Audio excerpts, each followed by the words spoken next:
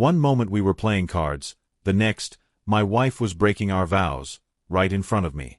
How did one poker game destroy everything? You won't believe what she chose. I was never much of a card player.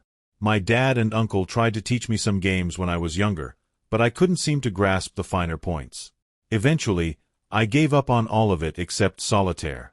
My wife, Sarah, on the other hand, loved card games and was pretty good at them.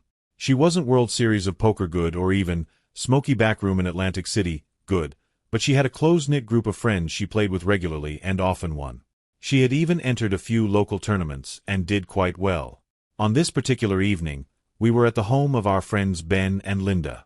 They had a cozy house on the outskirts of Austin, Texas, and a bunch of us had gathered for a poker night and to catch up. Ben and Linda were playing, along with our friends Mike, Tom, Chris, and Ryan. Tom and Chris were both single, and I hung out with Mike's wife, Jessica, and Ryan's wife, Erica. And no, I didn't feel awkward hanging out with the wives. Sarah had known Ben and Linda since college and met Tom not long after. The rest of the group were friends we had picked up along the way. I was in the living room with Jessica and Erica, chatting about work, family, and general life stuff. It was getting late, and I figured the poker game would be wrapping up soon.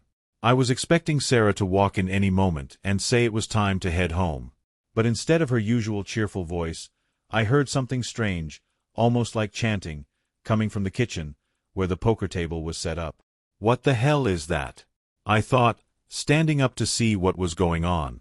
When I walked into the kitchen, the sight before me stopped me cold. Sarah was kneeling in front of Tom, who had his pants down, and she had her hand wrapped around him. She was just inches away from putting it in her mouth. I reacted without thinking. I rushed forward, pulling Sarah away and shoving Tom in the chest at the same time. "What the hell do you think you're doing, Sarah?" I yelled, my voice shaking with a mix of shock and anger. Mike, who was sitting at the table, stood up and tried to explain, "It's part of the game, Nick. They made a bet, and Sarah wanted to raise but didn't have enough money, so she offered to cover the bet. I don't care what the bet was. She's not doing it." I shouted, my heart racing. "Honey, wait." Sarah jumped in, trying to calm me down. I had an incredible hand. I would have won 9 times out of 10 with that hand. It was a gamble, and I lost. "Fine, you lost," I snapped, my voice growing louder. "We'll settle up next time with actual cash. We're leaving." "No, Nick, I can't. I didn't bet money, and I have to do this. It was a fair bet. You don't have to do anything." I shouted, "Let's go." Tired of arguing, I grabbed Sarah's arm, intending to pull her out of the room and get her home. But to my shock, she yanked her arm away from me. "No, Nick," she insisted, "if I back out on a bet, I won't be allowed to play with them anymore. I have to honor it." "I don't care, Sarah. You're not doing it." My voice was raw with frustration and disbelief. I reached for her again, but she stepped back, evading my grasp. At that moment, my anger flared even hotter. Why in the world was this so important to her? Why was she so determined to humiliate me like this in front of everyone? Then, something unexpected happened. "Guys, help me out here," Sarah called to the others, and before I knew it, Mike, Chris, and Ryan grabbed hold of me. They held me back while Sarah knelt in front of Tom once again, as if nothing had happened. I struggled against them, desperate to stop her. "Sarah, please don't do this," I begged. "You don't have to. You can just walk away." "I'm sorry, Nick," she said calmly, as if this was the most normal thing in the world. "I made the bet, and now I have to honor it." I caught a glimpse of a smirk on Tom's face as Sarah lowered herself back onto her knees, her hand wrapping around him once more. I looked over at Jessica and Erica, hoping for some kind of intervention from them, but they both just sat there, not saying a word. It was as if they were in a daze, waiting to see how far this would go. I fought harder, managing to get one arm free, but I was outnumbered. The guys quickly restrained me again. I kept struggling, but then, the moment that broke me came. Sarah placed her lips around Tom, taking him into her mouth. And just like that, all the fight left me.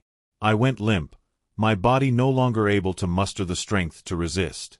The adrenaline that had been fueling me was completely drained. As I slumped, the guys holding me relaxed their grip. They must have sensed that I wasn't going to put up any more of a fight. "Just let me go," I muttered weakly. "I don't want to see this. Just let me leave." The guys looked at Sarah, who briefly glanced at me before nodding. They released me, and I stood there for a moment, my eyes locked with hers.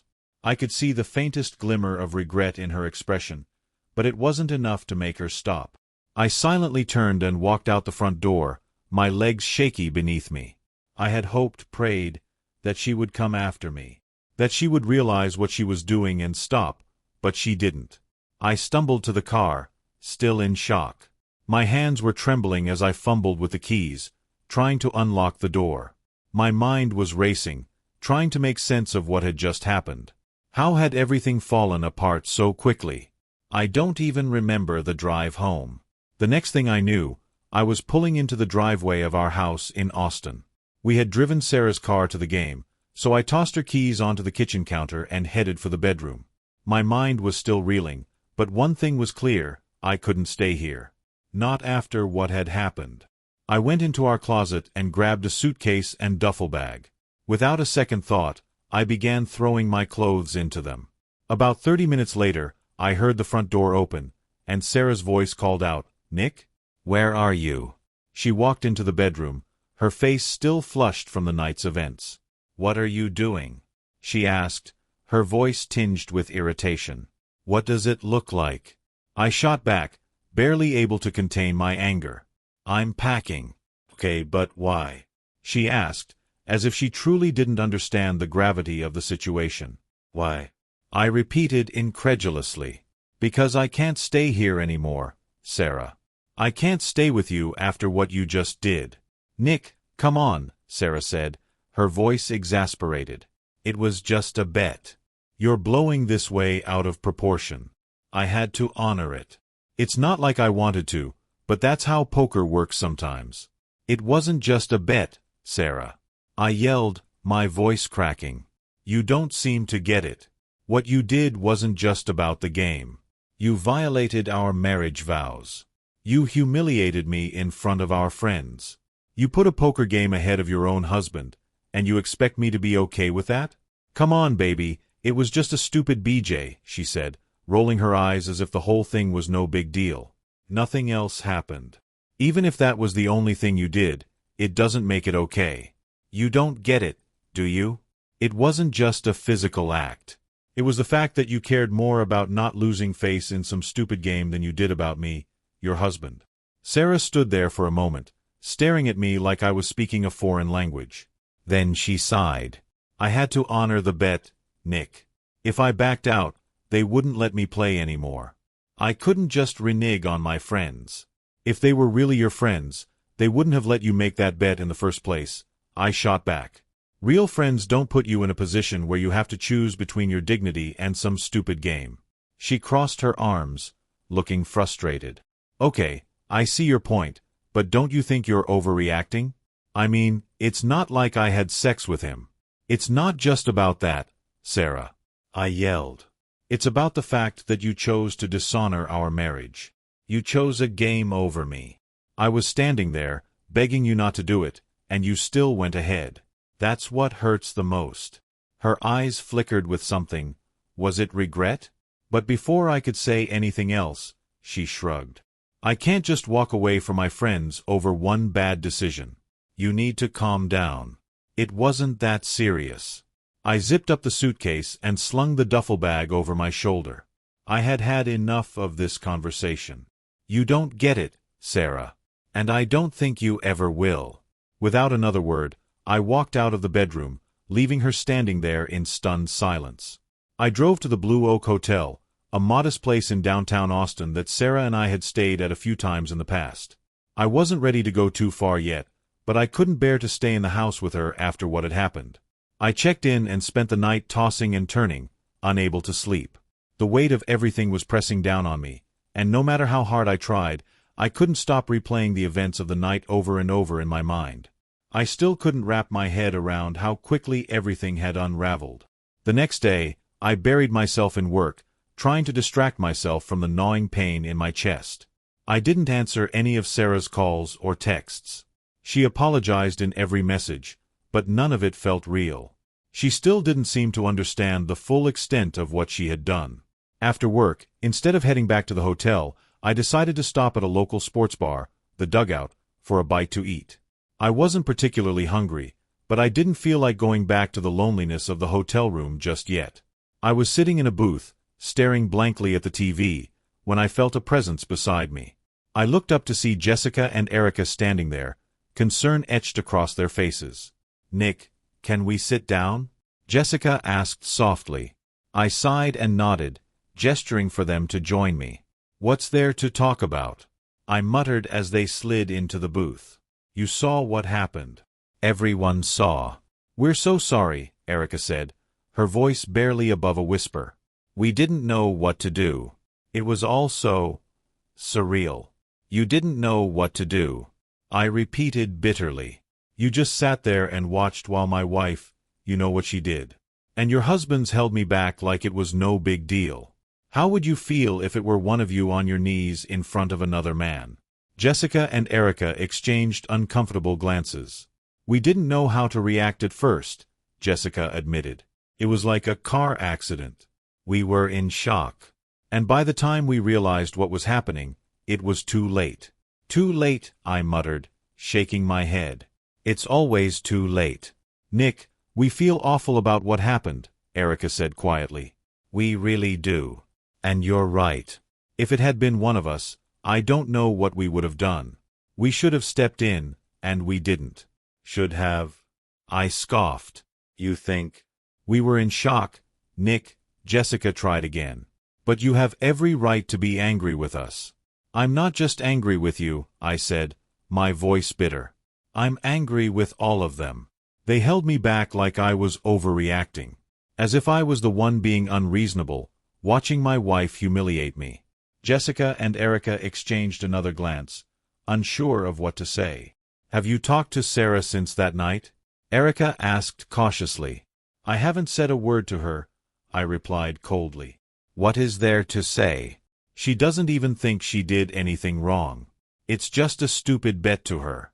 Meanwhile, I'm standing there, begging her to stop, and she's more worried about losing her spot in a poker game than losing me. "You should talk to her," Jessica suggested gently. "Maybe she's had time to reflect on what happened." "Or maybe she hasn't," I said, shaking my head. "It doesn't matter. She already showed me what's more important to her, and it wasn't me." The silence stretched on for a moment before Erica spoke again. "Nick, I get that you're hurt, and I understand why. But do you really want to end your marriage over this? I mean, Sarah loves you. We've all seen it. Does she?" I challenged. "Because it sure didn't seem like it that night." Erica sighed, looking down at her hands. "It's not about us, Nick. It's about you. You're the one who has to make the decision. But I don't think Sarah would have done this if she didn't feel trapped in some way. We're not defending her actions, but we've been friends with you both for years. It's hard for us to see it all fall apart over one terrible night."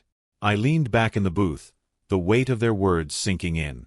"I don't know if I can forgive her for this," I admitted, my voice barely a whisper. "I don't know if I want to." 2 days later, I made the hardest decision of my life. I filed for divorce. It wasn't a choice I made lightly, but I couldn't stay in a marriage where I felt so utterly disrespected. As much as I still loved Sarah, I couldn't get past the fact that she had chosen a poker game over me, over our relationship. That was a line I couldn't ignore. To my surprise, Sarah signed the divorce papers without much of a fight. She didn't even try to convince me to stay, and that cut deeper than anything else. It was as if losing me didn't matter to her at all. In the weeks that followed, I heard from her only sporadically, mostly through short texts apologizing but never fully addressing what had happened. It felt like she didn't care. Like I had been right all along, her pride at that poker table meant more than our marriage. The divorce went through faster than I had expected. Once it was finalized, I found myself feeling strangely empty. I had thought the pain would ease after it was all over, but instead, it lingered. I still missed her, even though I knew I couldn't go back to how things were. I missed the life we had built, the love we had shared. A few days after the divorce, I went back to the Lantern, a small bar that had been a favorite of ours in Austin. We had gone there for our first date, and it was also the place where I proposed to her. Now, I was back, sitting alone at the same bar where I had once celebrated the happiest moments of my life. I was on my second drink, staring into the glass, when I felt someone take the seat next to me. I didn't need to look up to know who it was. That familiar scent of her perfume gave her away. "Is this seat taken?" Sarah asked, her voice soft. I glanced over at her, my heart conflicted. "No," I said simply. "Go ahead." She slid onto the bar stool next to me, and for a moment, neither of us said anything. We just sat there in silence, the weight of everything that had happened hanging heavy between us. Finally, she broke the silence. "Nick, I don't even know where to begin," she said, her voice shaky. "Try starting with why," I said, not looking at her. "Why did you do it? Why was that game more important than me?" She sighed, her shoulders slumping. "At the time, I didn't see it that way. I was caught up in the game, and I didn't think I'd lose. I didn't think it would ever come to that. But it did," I said coldly. "And when it did, you still chose the game over me." Sarah took a deep breath, her hands trembling slightly as she rested them on the bar. "Nick, I've been seeing a counselor," she finally said, her voice low. "After you left, I didn't know how to handle it. I had to figure out why I did what I did. Why I put that stupid game above everything else, including you." I turned to her, a mixture of disbelief and curiosity flickering in my chest. "A counselor?" I asked. "Yeah," she nodded. "An addiction specialist. It sounds ridiculous, I know. I didn't think I had a problem either. But after you left, I couldn't stop thinking about that night. The more I thought about it, the more I realized how far gone I was. I didn't care about you, our marriage, or anything that mattered in that moment. All I cared about was not losing my seat at the table. I was terrified of losing face in front of our friends." She paused, swallowing hard before continuing. "It wasn't just about the poker game, Nick. I was addicted to the thrill of winning, the high of being in control of something. The bet, the gambling, it had become more important to me than you. And I didn't even see it. I didn't realize how deep I was until you walked out." I stared at her, trying to process everything she was saying. "So, what now? You're cured?" "No," she shook her head, looking down at her hands. "I'm not cured. Addiction isn't something that just goes away. But I've been in a program. I haven't touched a poker game or even looked at a deck of cards since you left. I've been going to Gamblers Anonymous meetings every week at Trinity Methodist Church on East Avenue. I still see my counselor every other week. I'm trying, Nick. I'm really trying to fix myself." I felt a lump forming in my throat as I listened to her. I hadn't expected this. I hadn't expected her to actually face her demons, to confront what had led her to destroy our marriage. "Why didn't you tell me this before?" I asked, my voice barely above a whisper. "I wanted to," she said, her voice breaking slightly. "But I wasn't ready. I couldn't face you until I started fixing what was broken in me. I wanted to be able to explain it to you, to make sure you understood that it wasn't about you. It was about me. I needed you to know that you didn't do anything wrong." I let out a slow breath, my mind reeling. "So why now? Why come here tonight?" "Because," she said softly, "I still love you, Nick. And I wanted you to know the truth. I wanted you to know that I'm not the same person I was that night. I'm working on being better, and I needed you to know." I sat there in silence, staring at my drink. The truth was, I still loved her too. But the pain she had caused ran deep, and I wasn't sure if I could ever trust her again. Could I really forgive her? Could I let go of the betrayal and rebuild what we once had? Sarah stood up, clearly thinking the conversation was over. "Thank you for listening," she said softly, her voice full of regret. "I'll go now." She turned to leave, but before she reached the door, something inside me shifted. I couldn't let her walk away. Not like this. Not when there was still something between us, no matter how broken it might be. "Sarah," I called out, my voice stopping her in her tracks. She turned around, her eyes wide with surprise. Yeah. I hesitated for a moment, then asked, "Have you had dinner yet?" She blinked, caught off guard. "And no, I haven't." I gave her a small smile. "Care to join me?" A tentative smile spread across her face as she nodded. "I'd like that." Within a few months, Sarah and I were living together again. We remarried quietly on what would have been our 4th wedding anniversary. Things weren't perfect, but we were both committed to rebuilding the trust that had been shattered. Sarah continued going to her meetings at Trinity Methodist Church and saw her counselor regularly. She hadn't touched a card game since the night everything fell apart, and she stayed far away from anything related to gambling. The poker group we used to play with disbanded not long after our split, as the other wives, Jessica and Erica, began questioning the morality of what had happened that night. They, too, wondered what kind of people allowed something like that to happen, and why their husbands had held me back. We're still working on our marriage, and I'd be lying if I said everything was perfect. But Sarah's progress and dedication have given me hope.